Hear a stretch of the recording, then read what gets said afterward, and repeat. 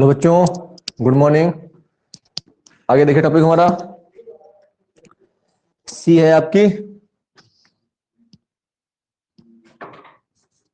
सी heading थी आपकी व्युत्पन्न प्रोटीन।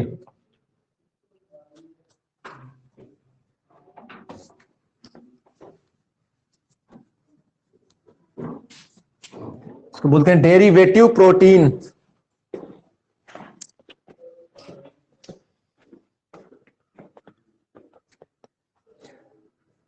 वे प्रोटीन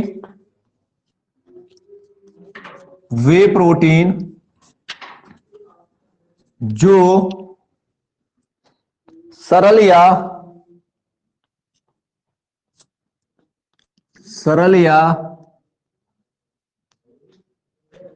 संयुग्मी प्रोटीन, वे प्रोटीन जो सरल या संयुग्मी प्रोटीन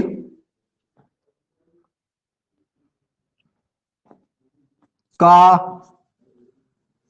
अम्ल या क्षार, अम्ल या क्षार,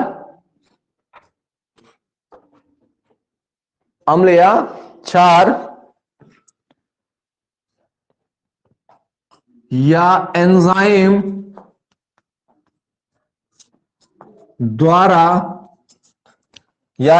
द्वारा वे प्रोटीन जो सरल या संयुग्मी प्रोटीनों का अम्ल या क्षार या एंजाइम द्वारा जल अपघटन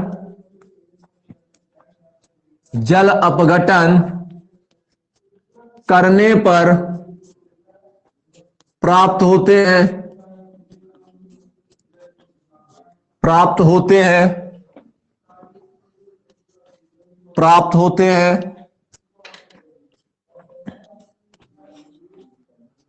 व्युत्पन्न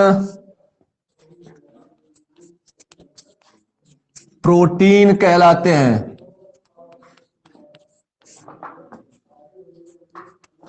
व्युत्पन्न प्रोटीन कहलाते हैं।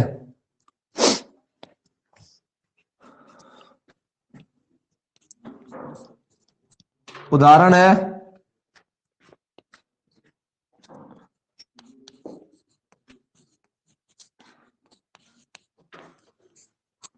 प्रोटियोस, पेप्टोन,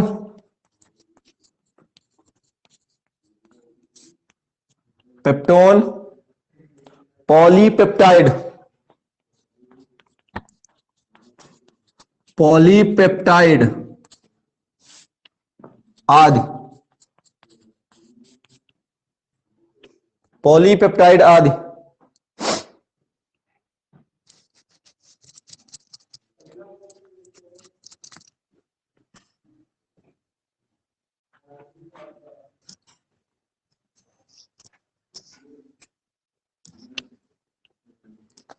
नोट हो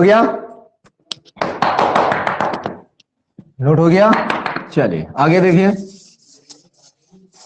अब ये हम लोगों ने जो है सेकेंड प्रकार से पढ़ लिया है प्रोटीनों का वर्गीकरण। अब थर्ड प्रकार से देखेंगे।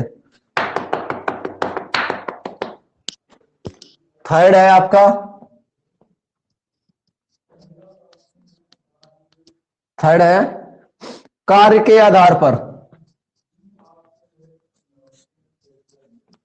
कार्य के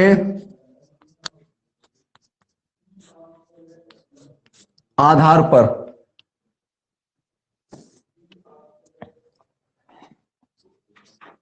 लिखने वाला है, लिख जाइए। संरचनात्मक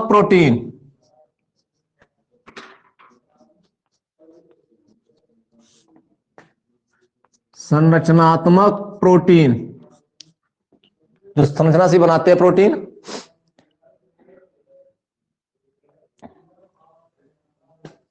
मैं एग्जांपल लिख दूंगा, बस ज्यादा कुछ नहीं इसमें चाहिए आपको कि संरचनात्मक प्रोटीन कौन से होते हैं, बस ये पूछ देता है। कोलाजन, ठीक है ना, कोलाजन।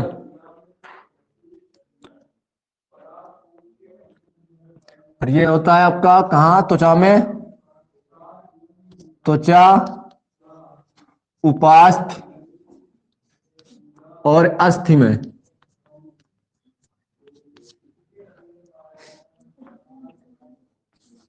बी है आपका,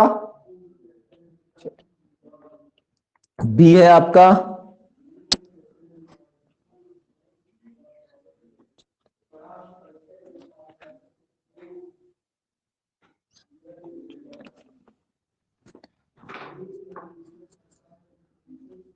संकुचित प्रोटीन।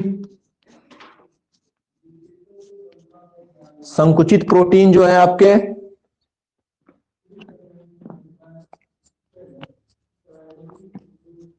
ये लिख देता हूं मैं, ये मांसपेशियों में, मांसपेशियों में,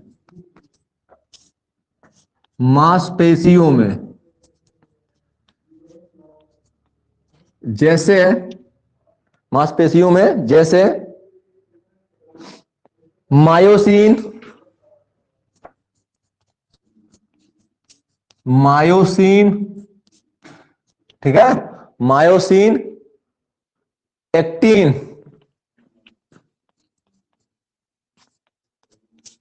एक्टिन। सी है बेटा आपका, सी है एंजाइम। इनके बारे में सभी लोग जानते हैं, एंजाइम ये क्या होते हैं? ये जैव उत्प्रेरक होते हैं, जैसे जैसे पेप्सिन, ट्राइसिन, पेप्सिन, ट्राइसिन आदि। बहुत से हैं, अपने वो लिख लेना क्योंकि मैंने लिखा रखा है सरफेस केमिस्ट्री में। डी देखिए, हार्मोन्स, हार्मोन्स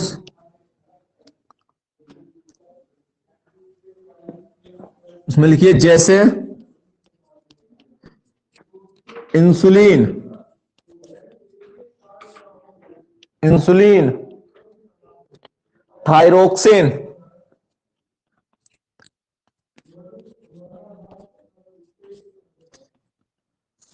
थायरोक्सिन आदि।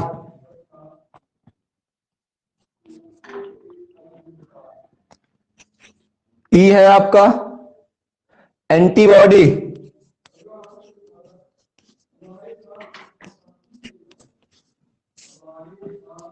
एंटीबॉडी, एंटीबॉडी रक्त में उपस्थित,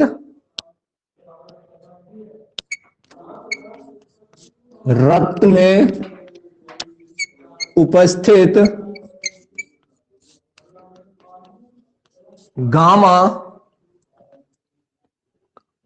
ग्लोब्यूलिन,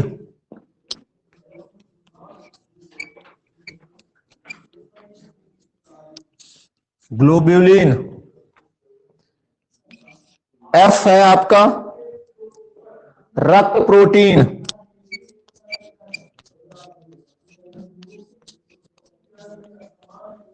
रक्त प्रोटीन। Elbow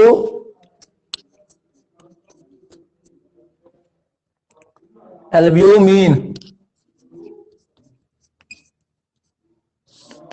albumin. हीमोग्लोबिन,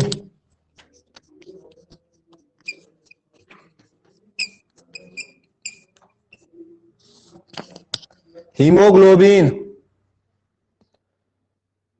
उसके बाद में है फाइब्रिनोज, फाइब्रिनोज, फाइब्रिनोजन, फाइब्रिनोजन बेटा, फाइब्रिनोजन। लास्ट है आपका टॉक्सिन, लास्ट है आपका टॉक्सिन।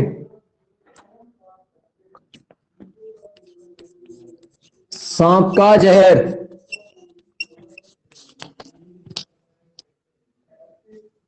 नोट कर लीजिए, नोट हो जाए, बता दीजिए बेटा।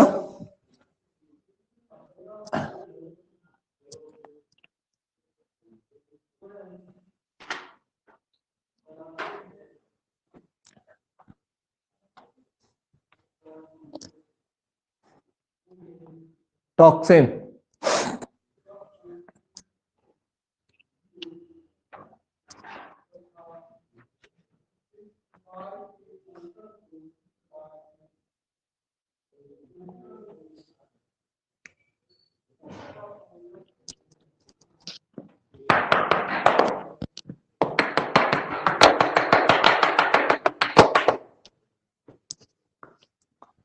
टॉक्सिन लिख गया।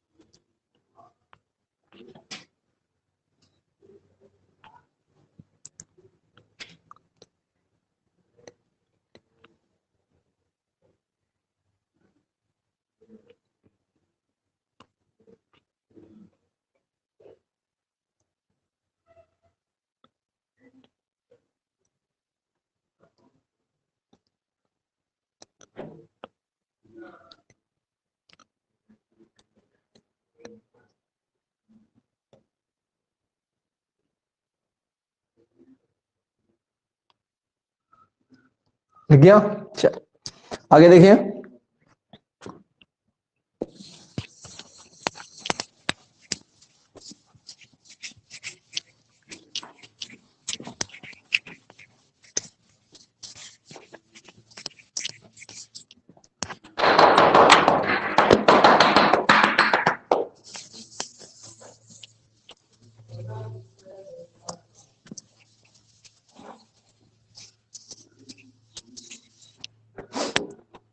आगे बेटा कुछ नोट बना के लिख लो।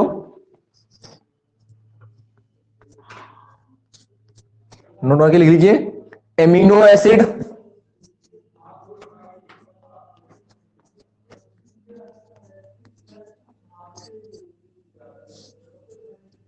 एमिनो एसिड जो होते हैं वो पेप्टाइड्स में कन्वर्ट हो जाते हैं,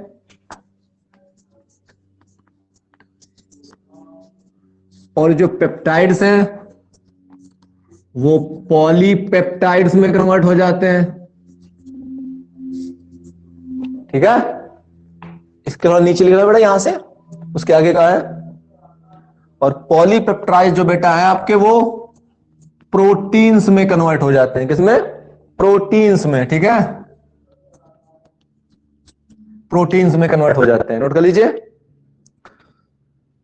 लिख लेना नोट बना के। ठीक है, नेक्स्ट बना के लिखना नोट। इस एरो के आगे लिखना बेटा ये प्रोटीन, ठीक है ना, वो दिखने देखिएगा ना, इसलिए मैंने नीचे लिखा हुआ है।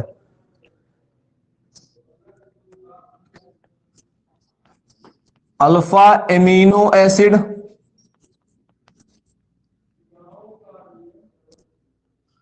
सरल पेप्टाइड,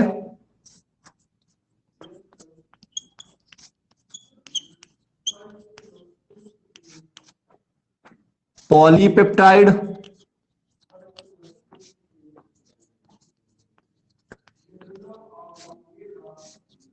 सरल पेप्टाइड, पॉलीपेप्टाइड। उसके बाद बेटा आपका बनेगा पेप्टोन। पेप्टोन के बाद बेटा बन जाता है आपका प्रोटियोस। प्रोटियोस और प्रोटियोस बदल जाता है प्रोटीन में। ये लीजिए, नोट कर लीजिए इसको।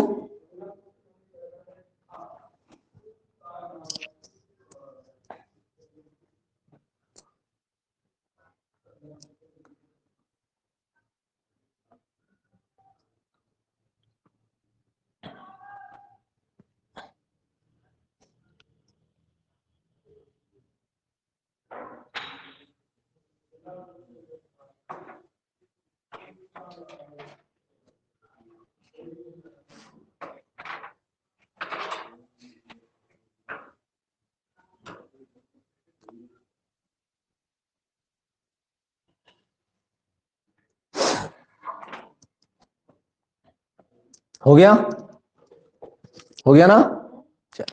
इसके बाद में नेक्स्ट देखिए बेटा,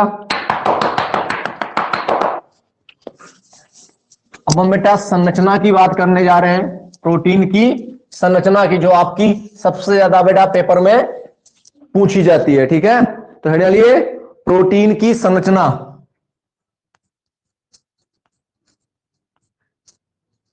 प्रोटीन की संरचना, ठीक है।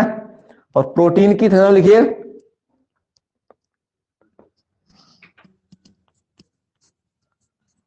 प्रोटीन की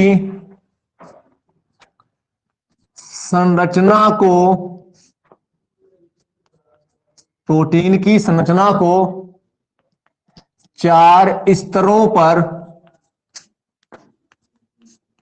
समझा जा सकता है।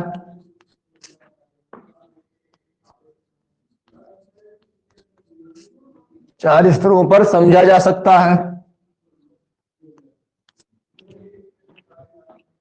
पहला है आपका प्राथमिक संरचना।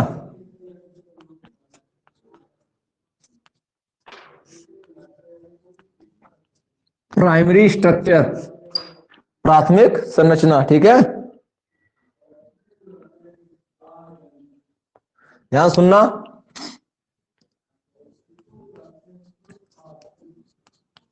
एमिनो अम्लों के विशिष्ट क्रम, एमिनो अम्लों के विशिष्ट क्रम में जुड़ने पर बनने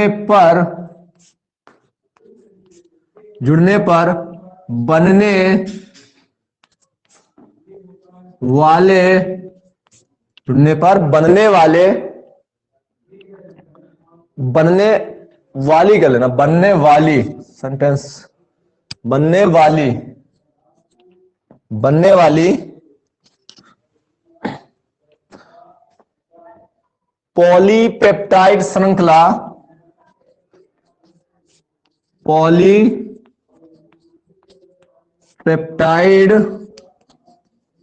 श्रृंखला, बनने वाली पॉलीपेप्टाइड श्रृंखला को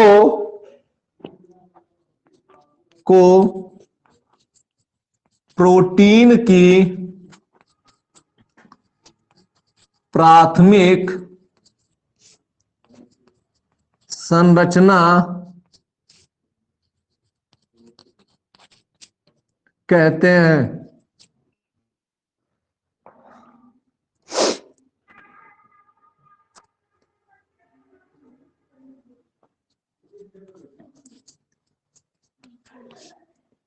एमिनो अम्ल के क्रम में, एमिनो अम्ल के क्रम में परिवर्तन करने पर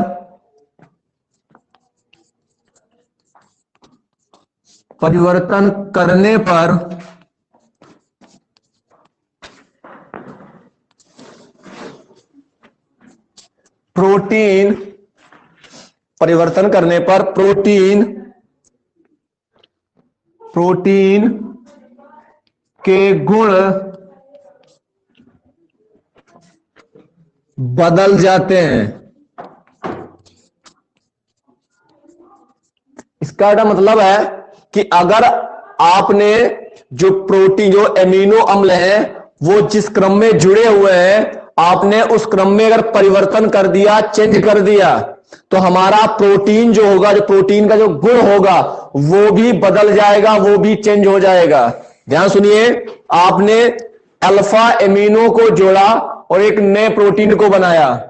अगर आपने उस अल्फा प्रोटीन जो आपने अल्फा एमिनो अम्लों को जोड़ा था उसके क्रम में अगर आपने कोई भी परिवर्तन कर दिया तो प्रोटीन के गुण बदल जाते हैं। वेरी इंपॉर्टेंट पॉइंट है कि यहां पर जो हमारे प्राथमिक संरचना है उसमें जो अल्फा एमिनो का क्रम है वो क्रम बहुत महत्व रखता है बेटा। तो हर निश्चित क्रम में होते हैं बेटा, कोई ये नहीं कि जिसको जहां पे मन करे हम लगा दे, ऐसा नहीं है। आपको अगर कोई प्रोटीन लेना है तो उसमें जो है एमिनो अम्लों का क्रम निश्चित होता है।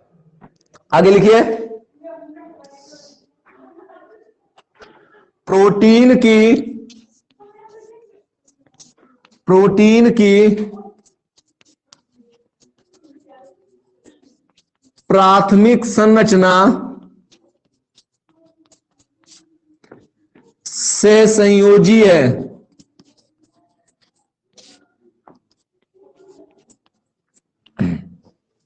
सिंपल सी है और उसमें आपके जो है सह संयोजी बंध लगे होते हैं, ठीक है।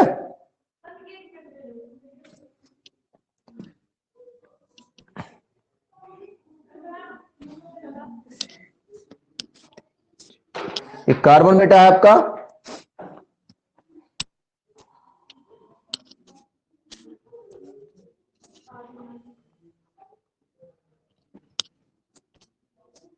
नाइट्रोजन की 3 वैलेंसी होती है और कार्बन की 4, बस यही बनाना है बेटा आपको।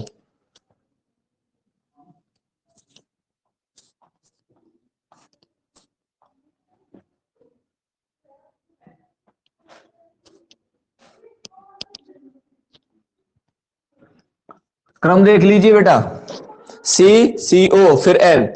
अब ये जो CO है वो आपको याद है CONH बनता था, पेप्टाइड बंध, ठीक है ना। CONH जो था वो पेप्टाइड बंध बनाता था ना, उसी पे है बेटा। ये आपका CrNH2CHRCOOH, यहां से आप लोग OH ले लेते थे, H2 बना के निकाल देते थे। तो ये हो गया CO, ये हो गया आपका C, ये इधर वाला, और इधर से जो NH2 बचा है वो भी दिखाएंगे आपको, ठीक है। आगे देखिए कहां पे थे हम लोग, ये इतना हो गया, हाँ यहां पे C। फिर इसके बाद बेटा N आ जाएगा, देखिए ये देखिए N से जुड़ा हुआ है, फिर वही NH बनेगा बॉन्ड हमारा, 3 वैलेंसी होती है, फिर कार्बन की 4 वैलेंसी दिखाई है। ऐसे ही एक क्रम आपका चलता रहेगा, ठीक है। और इससे आप देख रहे हैं C डबल बॉन्ड O जुड़ा है, देखिए कार्बन से plus C double bond O, और यहां से आपका कुछ ना कुछ जुड़ेगा, ठीक है। वो आगे हम लोग कर लेंगे उस पर चर्चा भी, आप पहले इधर देख लीजिए। यहां लगाइए R, यहां लगाइए N, ठीक है, यहां पे N, और इस N में जो बेटा है आपका H लगेगा, और इसमें जो है आगे और भी है आपका, हो गया। फिर देखिए यहां पे आपका कार्बन की वैलेंसी खाली है, तो उस कार्बन की वैलेंसी को खाली पूरा करने के लिए H लगा देंगे, ठीक है। फिर यहां देखिए N के साथ में क्या लगेगा, H। यहां कार्बन और हाइड्रोजन है, कार्बन, और इस तरफ वाला हिस्सा देख लीजिए आप CO है, इसमें से एक N हो चुका है, मतलब 2 बचे हुए हैं। तो यहां पे कौन कौन आएगा, एक आएगा R डैश और एक आएगा H। ये था R और ये है R डैश, ठीक है ना। अलग अलग होंगे, यहाँ पे चेंज होगा, ये नहीं सेम होगा, अलग अलग होंगे आपके। यहां देखिए यहाँ पे लगेगा आपका H, यहां लगा कौन सी वैलेंसी, इसकी वैलेंसी खाली है, तो यहां से देखा ये वाली जो है आपकी आगे जुड़ेगी, आगे यहां पे आपका R डबल डैश आ जाएगा और यहां पर आपका H। ये क्रम चलता रहेगा आपका पूरा, ठीक है। बना लीजिए, जिसको बोलते हैं प्रोटीन की प्राथमिक संरचना। प्रोटीन की प्राथमिक संरचना,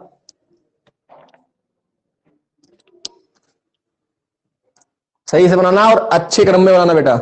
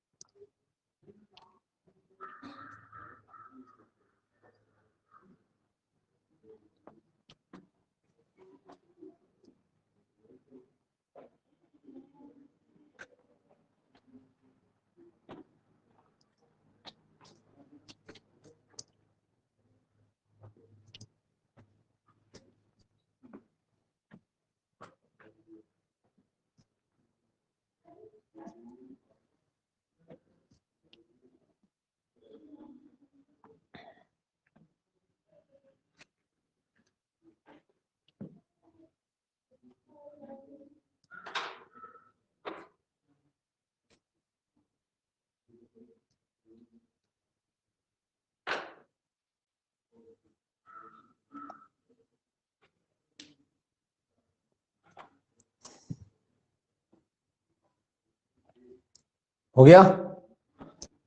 चलिए अगला देखिए, प्रोटीन की द्वितीयक संरचना। हेडिंग डाल लीजिए, प्रोटीन की द्वितीयक संरचना। अब द्वितीयक संरचना की हम लोग बेटा बात करेंगे।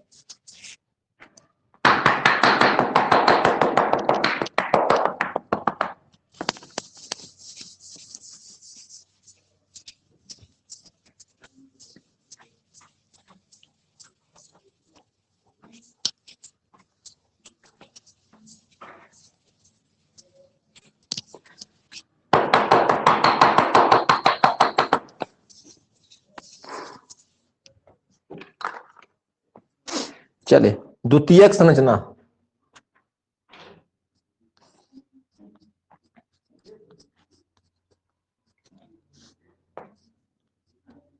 द्वितीयक संरचना सेकेंडरी, ठीक है ना।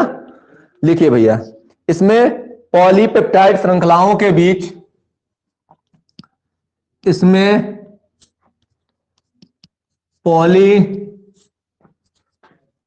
पॉलीपेप्टाइड श्रृंखलाओं के बीच, इसमें पॉलीपेप्टाइड श्रृंखलाओं के बीच, इसमें पॉलीपेप्टाइड श्रृंखलाओं के बीच हाइड्रोजन बंध बनते हैं, हाइड्रोजन बंध बनते हैं, बंध बनते हैं। ये दो प्रकार, एक मिनट, ये दो प्रकार की होती है, ये दो प्रकार की होती है।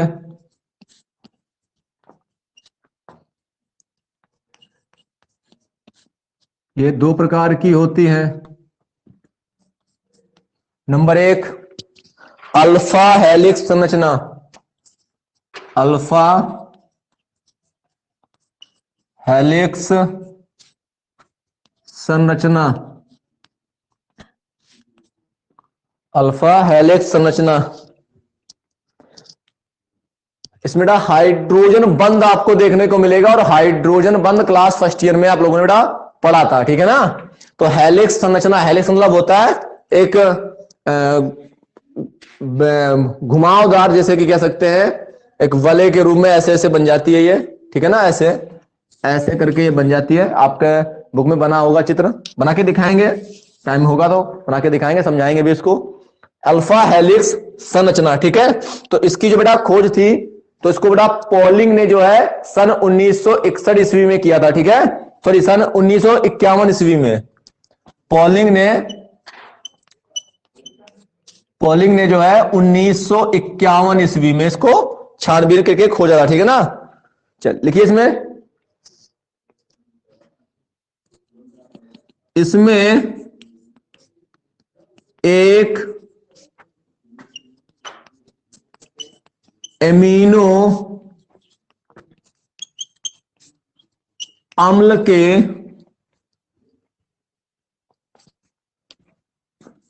CO समूह तथा चौथे एमिनो अम्ल के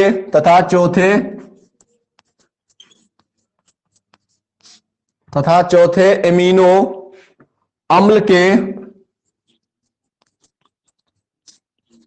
अम्ल के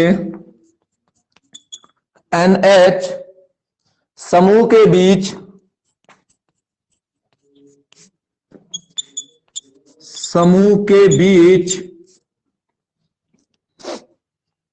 हाइड्रोजन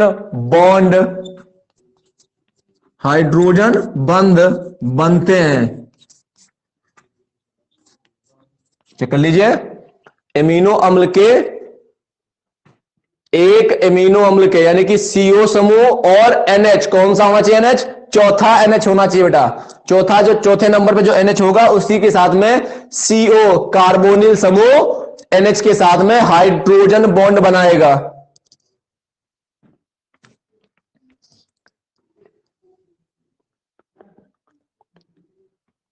इसलिए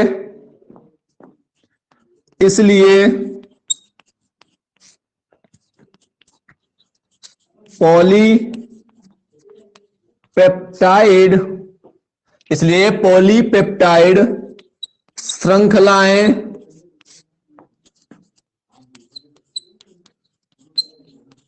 कुंडलित हो जाती हैं।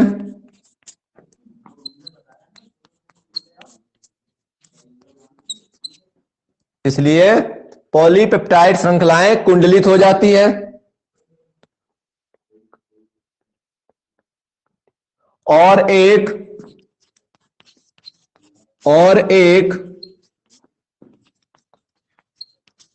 सर्पिल संरचना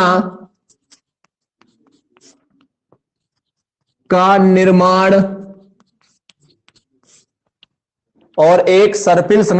निर्माण करती है।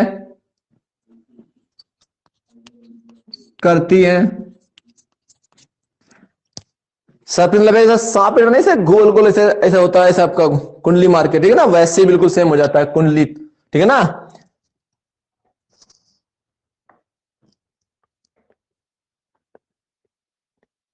जिसे अल्फा कुंडलिनी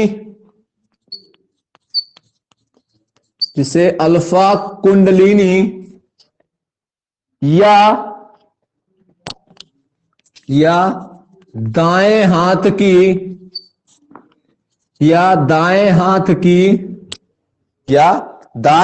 की अल्फा हेलिक्स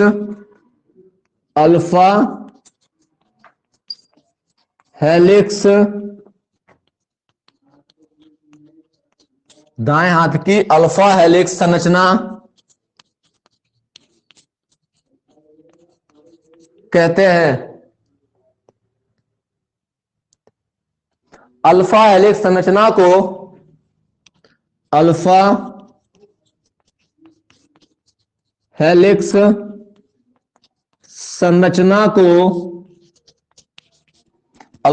संरचना को 3-6-13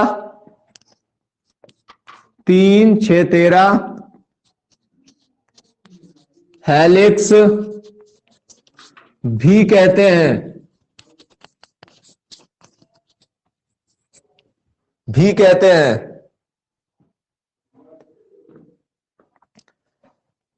हो गया डाके बेटा, ऊपर लिख रहा हूं, इसी के आगे का है। अब इसको क्यों कहते हैं सुनिए ध्यान से। क्योंकि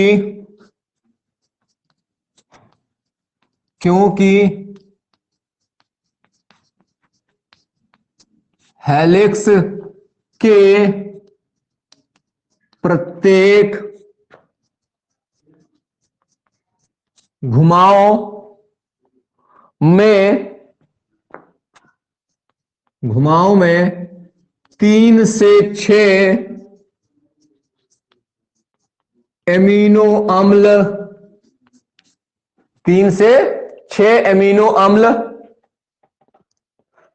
अवशेष रहते हैं।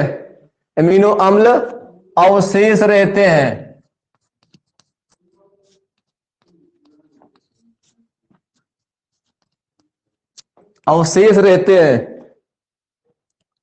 और हाइड्रोजन बंध द्वारा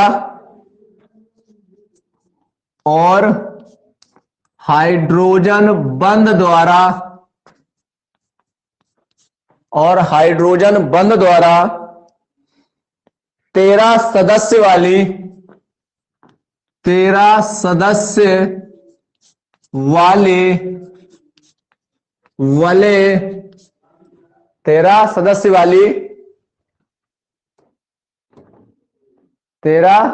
सदस्य वाली वलय बनाते हैं।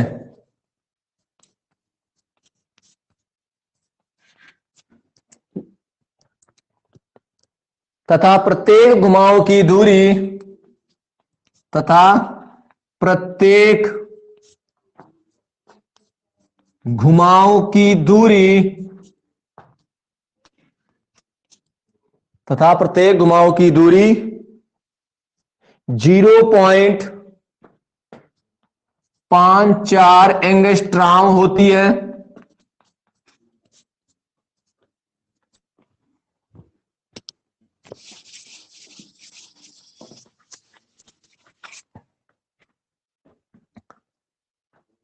सभी प्रोटीन के हेलिक्स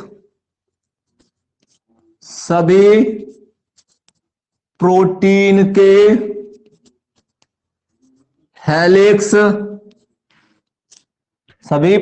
के हेलिक्स दक्षिण पक्षी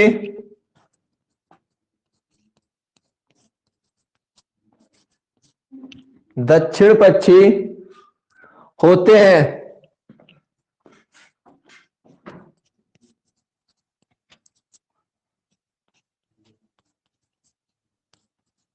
रेशेदार संरचनात्मक प्रोटीन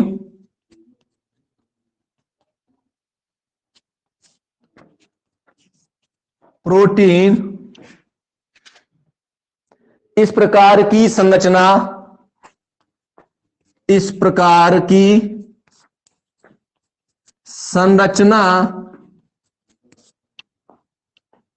बनाती हैं या संरचना ग्रहण कर लेती हैं। ग्रहण कर लेती हैं।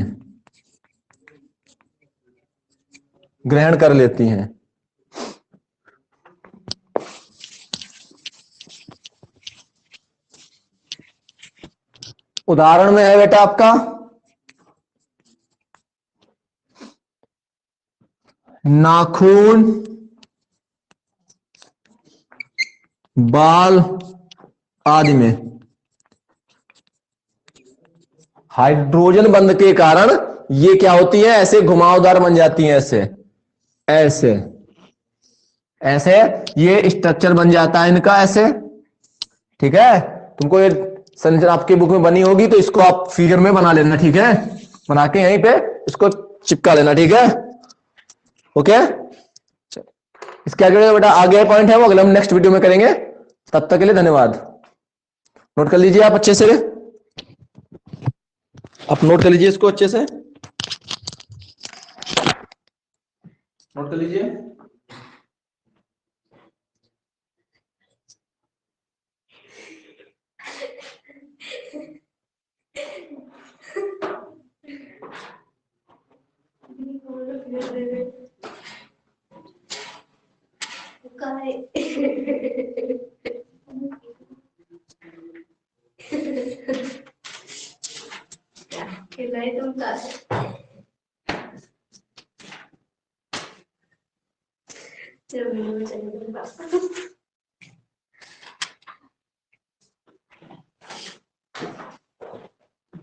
हो गया, धन्यवाद।